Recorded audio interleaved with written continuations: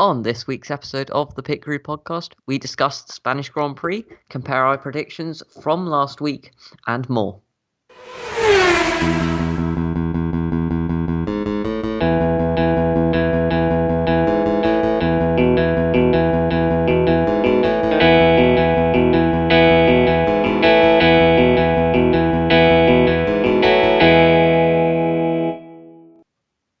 Hello and welcome to the Pit Crew podcast. My name's Ed. This is my co-host Dylan. Hello. And this weekend was the Spanish Grand Prix. Now, as I mentioned a couple of times in the predictions video late last week before the Grand Prix, we were expecting this Grand Prix to be boring due to the nature of the Circuit de Barcelona-Catalunya. And that proved out to be true. It was a boring race in pretty much all aspects. So we apologise if this video is shorter than our normal race reports are, but if there's nothing more to talk about, then there's nothing more to talk about. But, and I have prepared one, there is a longer, interesting fact to fill in the time. So you can look forward to that. That can make you stick the whole way through, but that's to come. We're in the now. Let's talk about our predictions from last week. Now, I predicted for qualifying Hamilton, Verstappen, Bottas, Albon, Leclerc. And the actual result was Hamilton. Oh no, that was the race. Hamilton, Bottas, Verstappen, Perez, Stroll, and I think that's 1 out of 5. Yeah, 1 out of 5. Not good. 20%. I said last week that my predictions are not great. They're risky, and that's the whole point of them. So, Dylan, let's see if you can fly the flag of the pit crews. I hope you did better than I did. What did you predict? I predicted Lewis, Bottas, Verstappen, Leclerc, and Ricciardo. So I got a top 3 right. 3 out of 5. Not bad. But I didn't put the racing points. I'd give you a 60%. C. I'd give you a C. B. A C or a D. And podium, Hamilton, Verstappen, Leclerc was my prediction.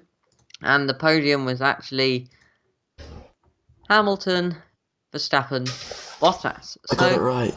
Only one off what I thought would happen. So, 66.6 recurring percent. If we're gonna go into all the maths of 2/3, I'd give myself a B there. Yeah, a B. Even though I gave Dylan less for. You got a C. A very similar percentage, but we don't talk about that as I'm a grading person. Dylan, how were your predictions? 100%. Got 100%. Lewis, Verstappen, Bottas. Yes. Yeah. Bottas wouldn't be very happy. I don't think he was very happy about the strategy not working and him coming out in 3rd place. But Bottas, I think any person who's had been a teammate with Lewis Hamilton has known that, well, he's usually given priority, isn't he? And he's a good driver. I can understand it, but still, it's quite hard to be a teammate with Lewis Hamilton. None of them have been exactly complimentary about him when they were there, when they were partnering him in the sport. They have. Some have, some haven't. In the olden days. Back in the good old days. Before you Fernando started wasn't. Fernando really didn't like him. And Button didn't like him either. But we don't need to get into the ins and outs of Hamilton's career relationships. We need to move on to the race. It's not a relationship show. As we said, it was not the most interesting. Turn 1, Lance Stroll got up into P3, but he didn't manage to hold that during the race. Hamilton led every single lap. There was a little bit of scrapping in the midfield. Grosjean spun and actually managed to hold on to it. Leclerc's engine just went. They I saw a good meme that was Binotto. Okay, guys, time to do it. And the Ferrari engineer presses button. No, you were supposed to do it on Vettel's car, you idiot. It just shows the current levels of bias that are at Ferrari. I think they've just given up on Vettel. I mean, there's a bit from his side, but I do feel sorry to see a four-time Formula One world champion being treated like that. Like the team radio from him, they asked him, "Do you think you can stay on the soft?" And he said, "I asked you that 3 laps ago, and now I have been pushing." So he's kind of playing F1 2020, my team. He's doing it all himself. At Belgium, he'll jump out, get the wheel going, go, change all the tyres for himself, and he'll still set the record for the fastest pit stop, because that's just the magic of Vettel. Anyway, Magic. we don't need to talk about Vettel and Vettel's magic. Dylan, can you say? I'm trying to give a little bit of a race rundown here. There wasn't much else that There's happened not in the much race, else. was there? No, just Leclerc I've just given the retiring. overview. So, what was our Grosjean. biggest disappointment in the race? Leclerc not finishing, I guess. Yeah, I'd say Leclerc not Engine finishing. giving Leclerc up. not finishing was pretty disappointing. All jokes Williams aside, being quite far yeah, down Williams the order. 17th and 18th, I think. Yeah, 17th and 18th, which is sad to see, but Ocon as we quite far said, down. Ocon was quite far down. 13th. Vettel, though. Vettel P5, I'll get onto that. Yes, there are a couple of disappointments in the No, race. P7. The whole race was a bit disappointing, in my opinion, but I think I'm going to go with that for my biggest disappointment of the race, being the whole race. Anyway, but I said, we're not complaining about it being boring, even though we've been banging on about it being boring for a couple of minutes now.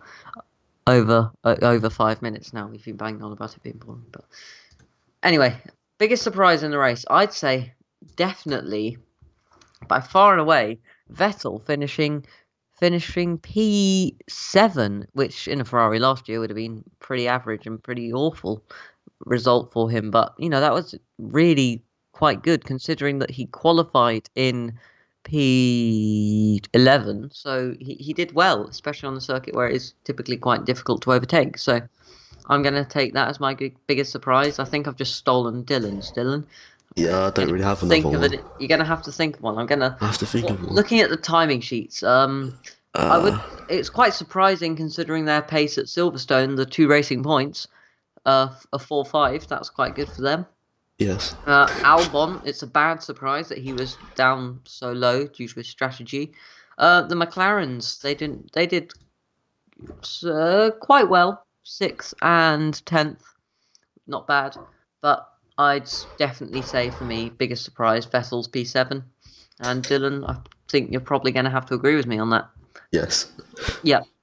Now, as we said, I'm gonna try and talk about why the Spanish Grand Prix is so boring, as there isn't much else to talk about. It's due to the corner shape. So the fast, slow. So if you go through turn 1, big braking zone into there, but it's a lot of long corners. So it's just quite difficult to overtake, which makes it quite boring, and it's quite would you say it's low tyre wear, high tyre wear, or medium tyre wear, Dylan? Medium, I'd so it be wasn't as tempted bad as also. medium to high, because Vettel did something like 37 laps on his softs at the end in second stint, which was long, incredible. But just the nature of the circuit makes the race so boring. There's a video on YouTube which goes into a lot more detail if you just search why is the Spanish Grand Prix so boring or something of the like. You'll come up with that and you can watch it if you want to go into more detail from that. We won't steal that person's content. But as I said, it's not been the most interesting race, but we're still trying not to complain. What was your best moment in the race, Dylan? Your best or favourite moment? I'm not sure. The start was actually pretty. It was pretty good. In the midfield. The midfield was, as always, quite interesting. And Bottas didn't have a great start. DRS train. It's kind of a bit of a disappointing best moment, but if you watched it live, don't know how many of our viewers did, but some way into the middle of the race, the graphics showed a massive rain cloud coming towards the circuit in Spain, because if you don't know, Europe and the UK, you've just gone, the UK have been having a massive heat wave, so it was a thunderstorm coming, and literally, if you watch animated forecast back or you saw the race, it literally was coming straight for the circuit and went around it. It seems that even the weather is determined to make Barcelona be a boring race, but if we'd have got some late heavy rain, that would have been an incredibly good race, wouldn't it, Dylan? I'd say that was probably the best moment. It was a fictional best moment. Yes. We did that a couple of episodes ago. What would be our favourite? thing that could have happened, I'd say the rain. But a good moment was Verstappen's P2. It's good to see him really being able to challenge Hamilton, unlike a Mercedes 1-2. Another good moment was Albon making quite a good overtake around the outside. I think it was Carlos Sainz managed to get it back, but Albon's moves, they're always quite good. He likes the outsides of corners, but there are a couple of good moves in there. As I said, there weren't many very good moments in the race. So now we come to our overall verdict for this race. Was it good or was it bad? Dylan, what do you think?